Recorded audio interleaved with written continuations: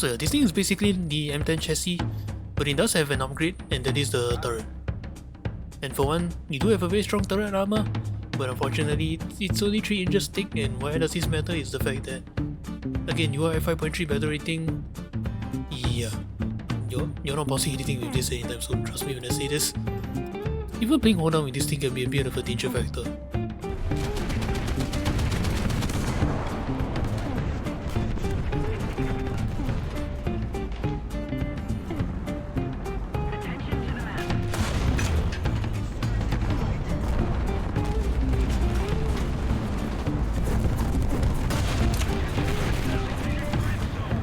How did I survive then?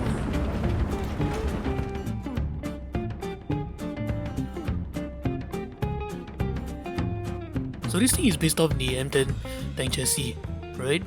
So I gotta ask a question, Rito, why does this thing have a medium tank output but the M10 is a light tank output? Hey guys, it's Jim here, and welcome back to another episode of Heroes and Generals Buddies warthunder, and today we are checking out another vehicle that I would have actually enjoyed playing if it weren't for the matchmaking that I've been getting the last month, in fact. As you all know, if there's anything I like to do in War Thunder, it's taking a tank destroyer or light tank or whatever that brings a big gun from one battle rating to battle rating lower. And this is one of those vehicles. This is the M36 Jackson or Slugger or gun motor carriage or tank destroyer, whichever you want to call it. And this thing is basically an M10 bringing the Pershing cannon from 6.3 battle rating to 5.3. Now that does sound pretty devastating, but how does this compare with Heroes and Generals? Now let me break it down to you, and I will then talk about why I prefer this thing in War Thunder than in Heroes and Generals. Now first things first, armor. Just like the M10, this is basically the same M10 chassis. You have the same upper front plate, 38mm of armor right here, sloped at 56 degrees. You're not bouncing anything with this anytime soon, unfortunately, unless of course the enemy shoots you at a very wide angle. Now, one unfortunate news is that on this particular vehicle right here, you don't exactly have add-on armor like the M10 does. So unfortunately, no matter how you look at it, it's 38mm. And not that it really matters anyway, since you have 5.3 battle rating, you'll be facing Panthers, Tigers, T-34-85s. They're not gonna care about your added armor right here. Then moving further down a little bit is 50mm right here, just like the Sherman chassis, as well as 107mm. Like, what is this? Seriously. So yeah, this thing is basically the M10 chassis, but it does have an upgrade, and that is the turret. And for one, you do have a very strong turret armor, but unfortunately it's only 3 inches thick, and why does this matter is the fact that, again, you are at 5.3 battle rating. Yeah, you're not bouncing anything with this anytime soon, trust me when I say this. Even playing hold down with this thing can be a bit of a danger factor. And of course, one annoying factor to take note of, you don't exactly have a roof armor. So that means high explosive of any kind, high explosive, heat FS, bombs, artillery, they can definitely one-shot you no problem. Not to mention, since you're an open top as well, not to mention, if you manage to take out an enemy this, you can bet your ass that they are coming back in an airplane with a whole bunch of autocannons. So armor aside, how's the mobility on this thing? For a lightly armored vehicle, you do have a really powerful engine, 500 horsepower, but unfortunately you only can go up to 42 kilometers an hour, which might be the reason why people like to play the M18 over this thing so much more. But the good news is that since you have a really powerful engine, you can build up to the speed very quickly. You will notice that when you play this thing. Just be careful about two things though. Firstly, you do have a narrow set of tracks, so going off-road can be a problem. And secondly, you don't exactly have a reverse gear. So my advice playing this thing is stay close to cover, especially when you're in an ambush position. Or the best thing you can do is drive this thing backwards and then drive forwards after you fire a shot. Kinda like playing the Archer Tank Destroyer. And now moving on, the selling point on this thing. As I said, this is the Pershing 90mm cannon, so therefore it's the 90mm M3 cannon. Just like in the Pershing, as you can see, 90mm M3 cannon. So as the 90mm M3 cannon go, this is the shell that will be firing. Now there is a slight bit of difference between the M26 and the M36 in terms of stock shell. The M36 is using this really piece of shit armor piercing shell that doesn't really shrapnel or pen angles too much. I mean, I give it to you, it spans up to 162mm of armor, but the post-span shrapneling and the angle of penetration ability, it's really not that great. The M26 at least have a ballistic cap, so even though it doesn't pen angles nearly as well, at least it can shrapnel. But the good news is that we do have access to the shell that we will be using for both vehicles. The M82 shot armor piercing gun ballistic cap shell that pens up to 173mm of armor at point blank with 114 grams of explosive mass. So yeah, this is a very devastating round. Just keep something in mind though, I'm not exactly sure if it's me or if it's just Warthunder trying to balance this thing in some way. I don't really get to one-shot tanks that easily with this thing, I seriously have no idea how. As well as the angle of penetration is not really that great. But I don't know, you watch these next few clips and you'll see exactly what I mean. And of course, for a rainy day, you can always load some armor piercing composite rigid. That pans up to 287mm of armor, so just in case you come across something you can't penetrate, you can try this if you like. Just be careful that this thing doesn't like to pen angles. And of course, you do have a 50 cal, but just in case, bring a few high explosive shells, and of course, smoke shells. Now, the other aspects of the gun, you have 47 rounds of ammunition, which I say just bring as many as you want, because as you can see in this X-ray view, yeah, you have shells in the turret basket right here, and the unfortunate thing is they are first stage. So that means no matter how many shells you carry, 11 of them are gonna be up here, waiting to be detonated. So my advice, just bring as many shells as you want. It's really not gonna make a difference. Reloading rate 8 seconds. So keep in mind that I am running expert crew on with maxed out weapon reloading and high level leadership. But if you're taking this thing out in ambush position, 8 seconds is a little bit long, unfortunately. So that's something you need to keep in mind. Always stay close to cover, don't extend too much, because you can get caught with your pants down very easily with the 8 seconds reload. Then vertical guidance, negative 10 gun depression, which is excellent if you are going for either a hold down approach or a ambush position tactic. You can find spots quite easily with this thing, you don't have to stick out too much because of poor gun depression or anything. This doesn't really have that issue. And of course, one of the other upgrades from the M10 to the M36 is the fact that your targeting speed is a lot faster. As you can see, the M10 is a hand crank turret, so that means your turret rotation speed is only around 3 seconds, unfortunately, which is actually pretty damn slow.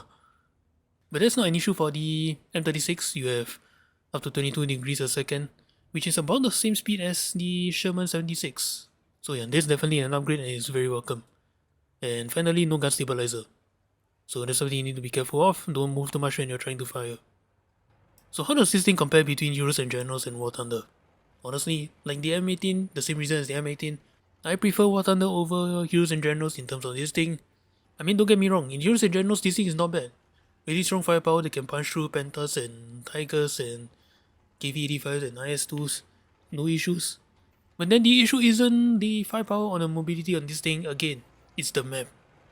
Like, what's the point of having a really good mobility on this thing when the map just forces you into a head-on brawling anyway? Alright, that's enough about the M36. Now let's take this thing out into metal and hopefully I can actually do something with this thing because again, like the M18, this one really demands that you play a little bit flank and spang, unfortunately. Oh my.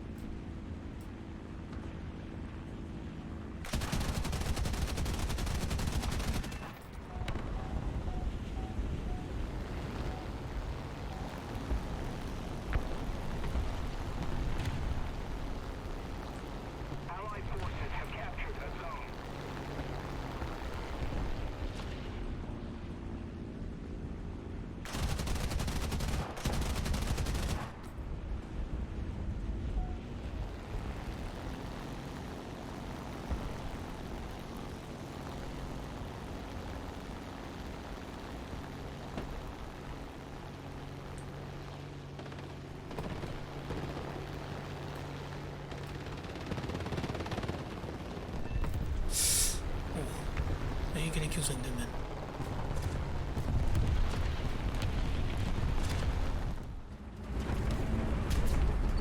Allied forces have captured a zone.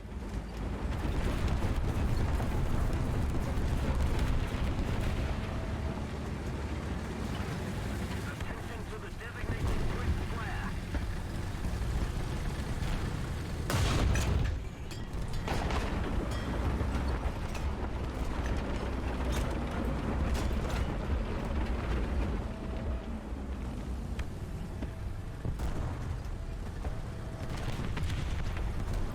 Yo, this guy's down low.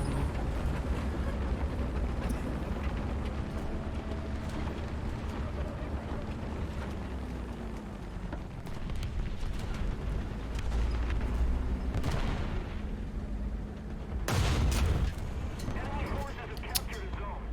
Game. When is that possible, man?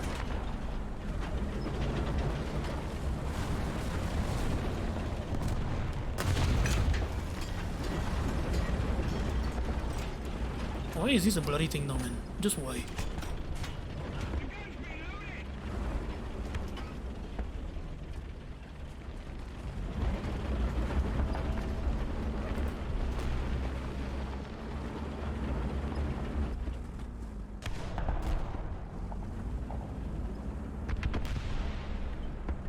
are losing.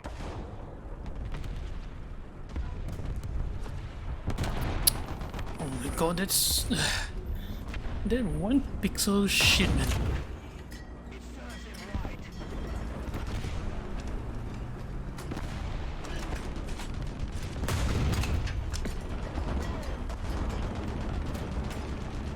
What in the bloody hell am I firing? Solid AP?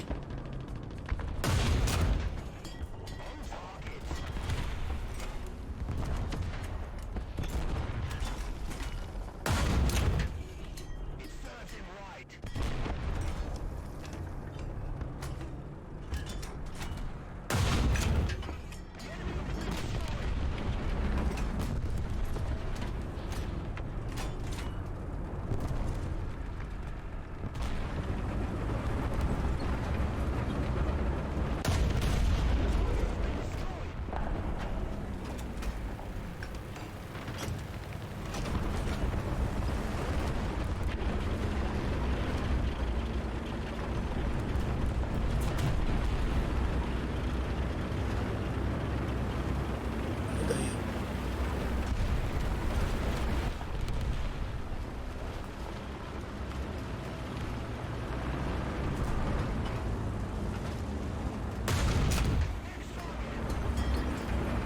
There's one more up top.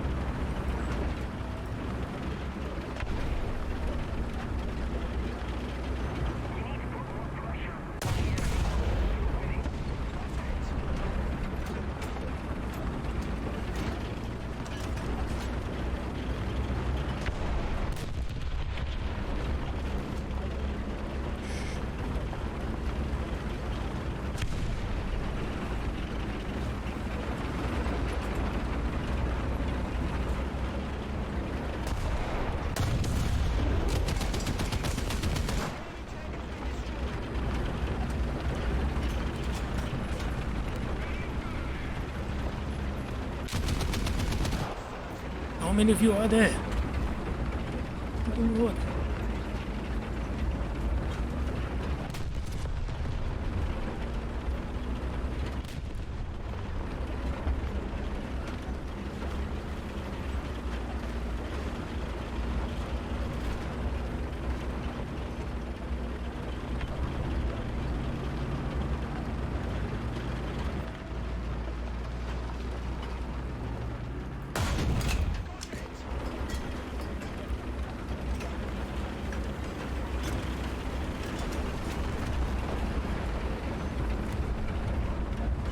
Yeah, that's right. The trees are speaking American. Be very afraid.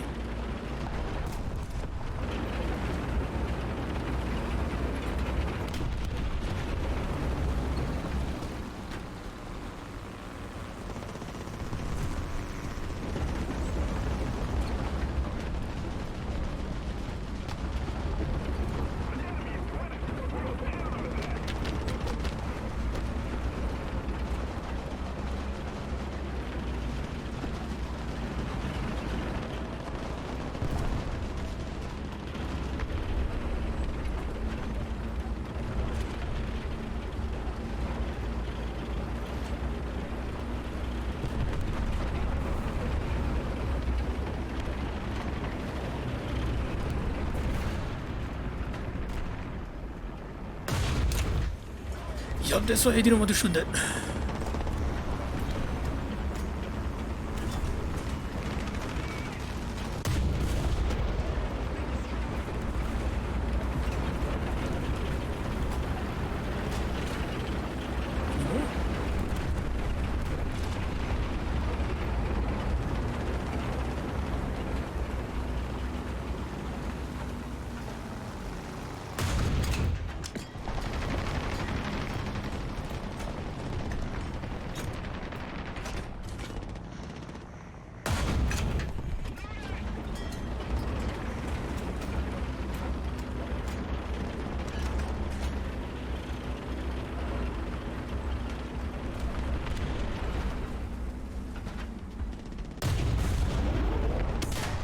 Damn it.